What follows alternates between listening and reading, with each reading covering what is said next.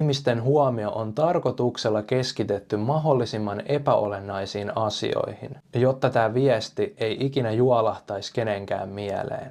Ennen kuin mä näytän teille tämän videon, niin mä haluan antaa pienen varoituksen.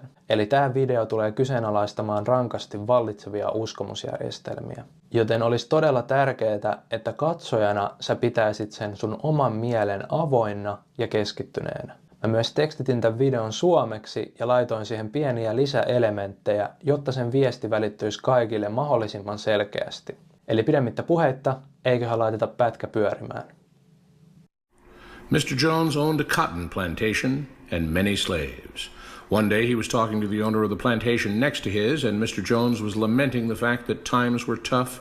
He was having to work his slaves harder than ever, and was having trouble with some of them being disobedient or trying to run away.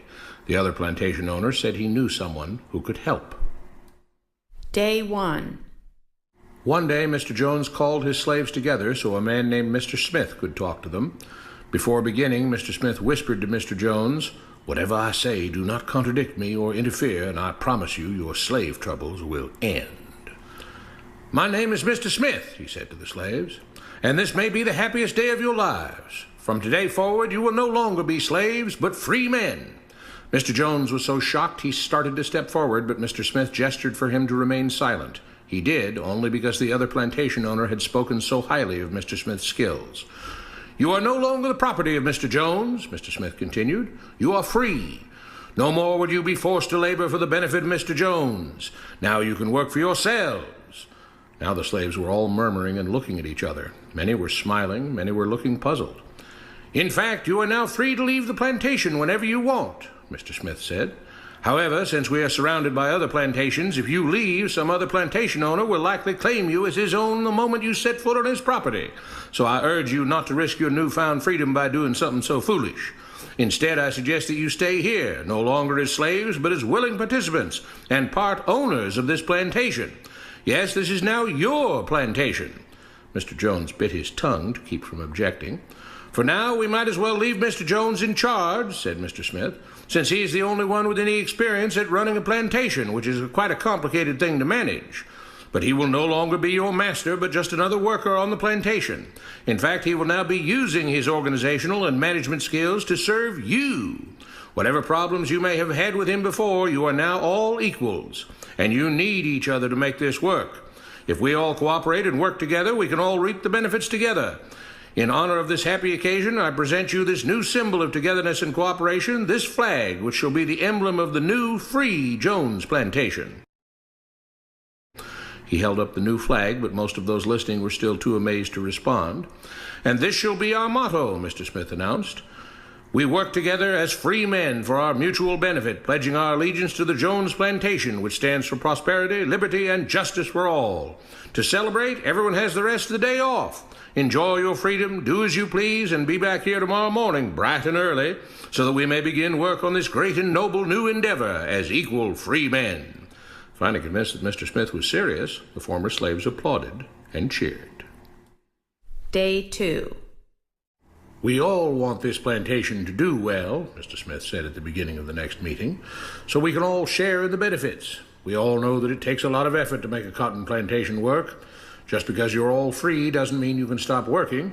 In fact, since you're now working for yourselves, I expect you to work even harder than ever before, but now with pride and joy, knowing that you're working for yourselves.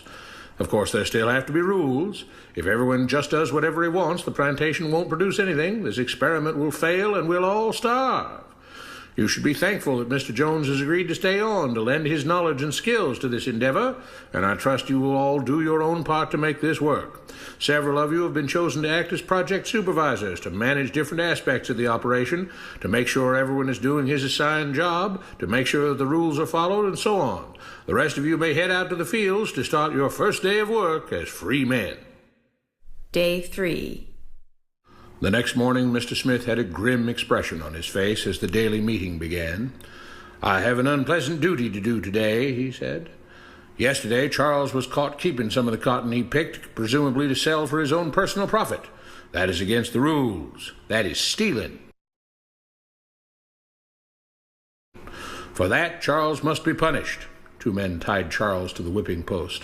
I take no joy in this, Mr. Smith continued, but you must understand, if we do not maintain order, if we do not have rules that we all abide by, then the plantation will fail, and we will all suffer. The whip cracked against Charles' back. But if we all pitch in for the common good, then we can all prosper. Being free doesn't mean you should be selfish and greedy. We must each do our assigned duties and obey the rules, and then we can all benefit, and each of you will receive your appropriate share of the profits. A young man named Samuel stepped forward. But if you and Mr. Jones decide the rules and whip us if we disobey, how is that any different from what we had before? How can you say that? Mr. Smith asked. I'm shocked. You were a slave before, and now you're free. Things still need to be managed and organized by those best qualified to do so. Do you know how to run a plantation, Samuel? Well, no, he answered. But if we're free, why do we get no say in what the rules are and how things work? I'm surprised at your ingratitude, Mr. Smith answered. None of you know how a plantation is run, so you're in no position to be making decisions about how things are done here. You don't seem to appreciate all the things that Mr. Jones provides for you, from protecting you from all the outside threats that you know nothing about, those who would come here, capture and enslave you, if not for Mr. Jones' protection, to making sure that you all have food and housing, tools to work with, that you're cared for when sick and injured, and so on. There wouldn't be a plantation at all, no cotton to pick, no land to plant and harvest, if not for him. You should be grateful that he's made possible the level of comfort you now have. Your lives would be far worse if not for him. Nevertheless, as free and equal participants in this endeavor, from now on at each meeting, any worker may have 2 minutes to ask questions or voice suggestions or complaints. With that, the workers all seemed satisfied and headed out again to the fields to pick the cotton. Day 4. I have a big announcement, Mr. Smith said as the daily meeting began. Mr. Jones' cousin is here, and not just to visit and see how our project is coming along. It has been decided that from now on, you will be deciding who will manage the plantation. Of course, this job can't be done by just anyone, but every 3 months we will have a special meeting at which all the workers will vote on whether we think Mr. Jones should run the plantation or whether we think his cousin, Mr. Johnson, should run the plantation. That means that ultimately you are in charge because you will be deciding which man you want running things on your behalf. If you don't like the way things are being managed, you now have the power to change it. Amazed and pleased, the workers headed out again to the fields to pick the cotton. Days passed, months passed, a year passed, and the plantation continued to operate as before. Sometimes Mr. Jones was in charge, sometimes Mr. Johnson was in charge, but the day-to-day routine stayed exactly the same. The workers worked hard, long hours every day, and still had little to show for it. Every day the meeting would begin with them all reciting the Jones Plantation motto, "We work together as free men for our mutual benefit, pledging our allegiance to the Jones Plantation, which stands for prosperity, liberty, and justice for all."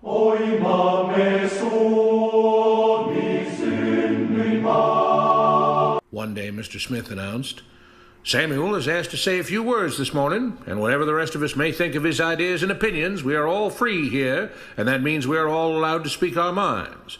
So, Samuel, you have 2 minutes. Begin." Samuel stepped forward, looking scared.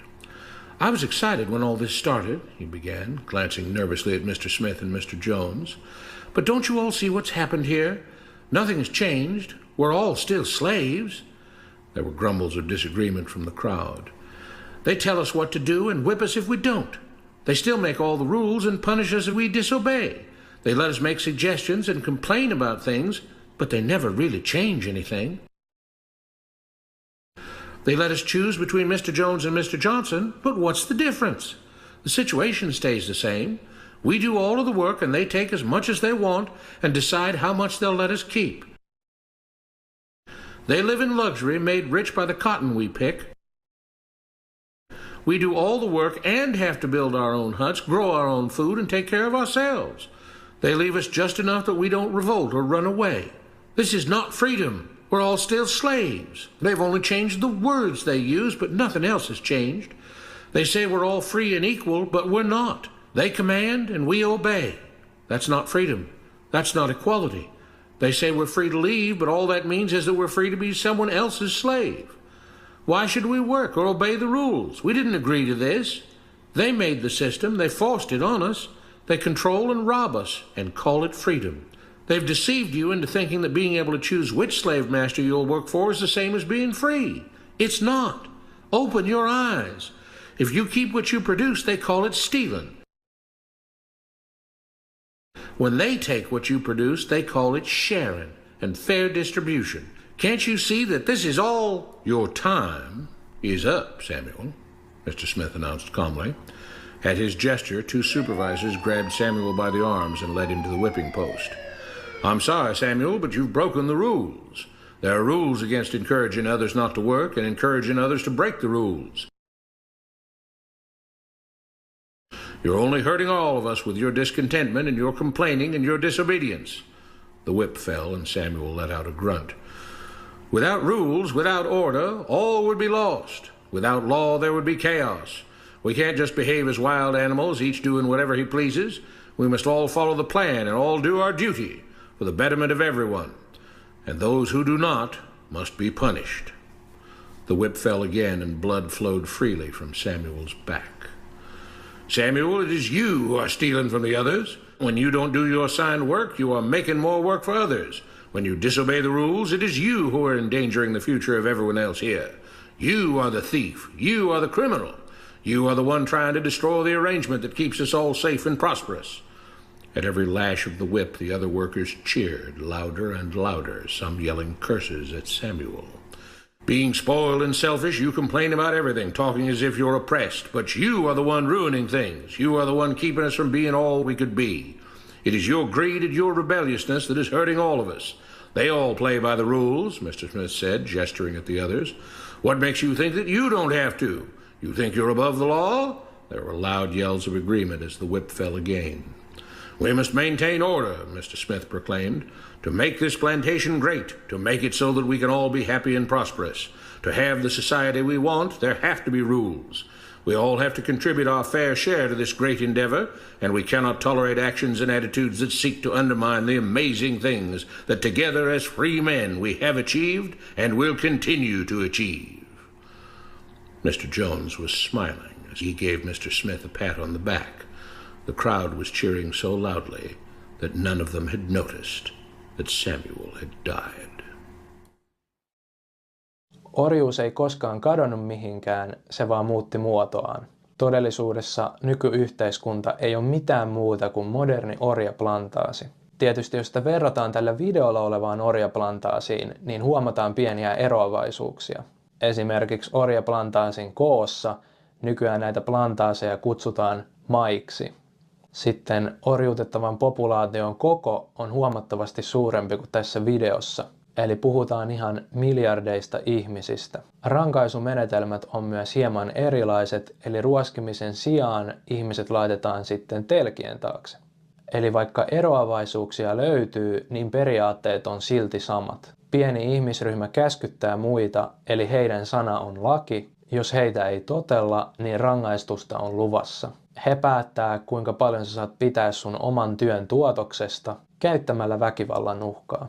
Kaikki ihmiset pakotetaan elämään heidän kehittelemässä järjestelmässä, halus ne sitä tai ei. Nykymaailmassa tämä totuus on vaan piilotettu aika hyvin, sillä kaikki ihmisten huomio on saatu keskitettyä loputtomaan hömppäviihteeseen, jalkapalloon, jääkiekkoon, poliittiseen teatteriin ja turhaan somen scrollailuun. Myös koko modernin koulutusjärjestelmän tarkoitus ei ole mitään muuta kuin harhaanjohtaa ihmistä.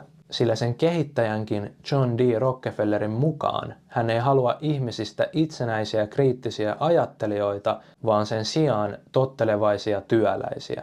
Mä toivon, että tässä vaiheessa tämä kokonaiskuva on hahmottunut sulle ja sä ymmärrät, mitä täällä on oikeasti meneillään. Meidän vapauksia kavennetaan enemmän ja enemmän päivä päivältä, etenkin näiden tulevien dystooppisten hankkeiden myötä.